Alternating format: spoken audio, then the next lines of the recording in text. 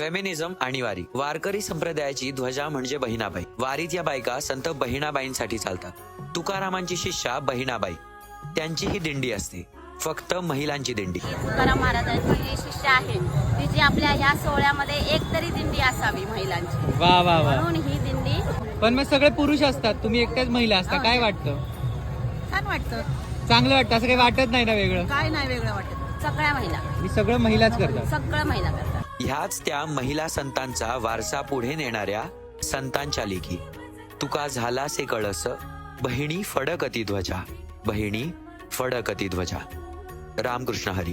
तुम्हाला बघून खूप अशी प्रेरणा मिळते रिंगणामध्ये की कोणती तरी महिला आहे रिंगणामध्ये पळणारी.